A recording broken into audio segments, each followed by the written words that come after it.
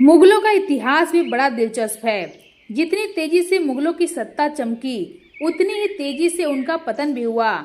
इसकी शुरुआत औरंगजेब के मृत्यु के साथ ही हो चुकी थी। जिन लोगों को मुगलों के अंत के लिए जिम्मेदार माना जा सकता है, उनमें एक तो मुगल बादशाह मोहम्मद शाह था और दूसरे मुगल शासन के सबसे चहेते और फिर गले की हड्डी बन चुके सैयद बंधुओं का षड्यंत्र था, जो पूरी तरह से मुगलों के अंत का कारण बना। मोहम्मद शाह रोशन अख्तर का जन्म 1702 में फतेहपुर सिकरी में हुआ था। उसने लंबे समय तक यानी कि 1719 से 1748 अपनी मृत्यु तक दिल्ली पर शासन किया। उसका निधन 26 अप्रैल 1748 को हुआ था। दरअसल जहान शाह के चौथे बेटे मोहम्मद शाह को सैयद बंधुओं ने ही सत्ता तक पहुंचाया था, या फिर कह सकते हैं कि उन्होंने ही उसे राजगद्दी पर बैठाया था। वास्तव में 1707 ईस्वी में मुगल बादशाह औरंगजेब की मृत्यु के बाद दिल्ली की सत्ता पर सैयद बंधुओं सैयद हसन अली खान और सैयद हुसैन अली खान का दबदबा बढ़ने लगा।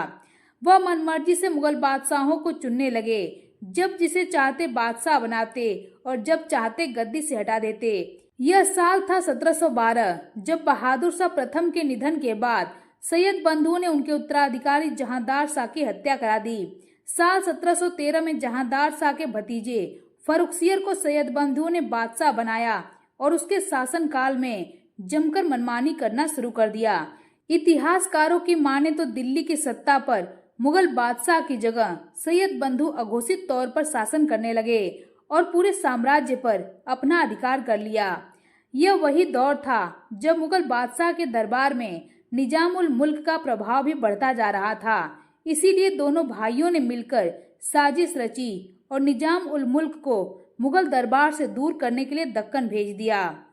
साल 1719 ईस्वी में जब दोनों भाइयों ने मुगल बादशाह फर्रुखसियर की हत्या करा दी और फरवरी 1719 में उसके चचेरे भाई रफीउद्दर्जात को बादशाह बनाने की तैयारी की, पर फेफड़े की बीमारी के कारण 1719 में रफीउद्दर्जात की मौत हो गई। ऐसे में सैयद बंधुओं ने साल 1720 में मुगल शहजादे मोहम्मद शाह रंगीला को बादशाह की गद्दी पर बैठा दिया। लेकिन बादशाह मोहम्मद शाह एक अयोग्य शासक साबित हुआ। उसी के शासनकाल में बंगाल में मुर्शिद कुली खान ने अपनी स्वतंत्र सत्ता स्थापित कर ली और वहां का नवाब बन गया।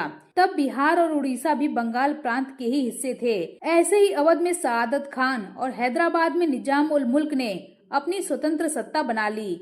गंगा और दोआब क्षेत्रों में रोहिला सरदार निरंकुश हो गए। इन सबसे बेपरवाह मोहम्मद शाह रंगीला पशुओं की लड़ाई देखने, वेश्याओं और मदिरा में अपना सारा समय गुजारता रहा। इसके कारण ही उसे रंगीला बादशाह नाम दिया गया।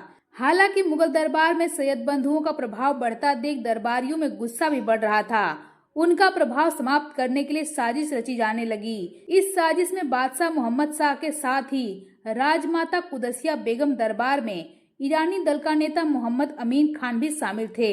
यह अक्टूबर 1720 की बात है, जब हैदर बेग नाम के बादशाह के विश्वास पात्र ने छुरा घोंपकर सैयद बंधुओं में से एक हुसैन अली की हत्या कर दी। इसका बदला लेने के लिए हुसैन अली के भाई ने विशाल सेना के साथ बादशाह मोहम्मद शाह रंगीला पर हमला कर दिया।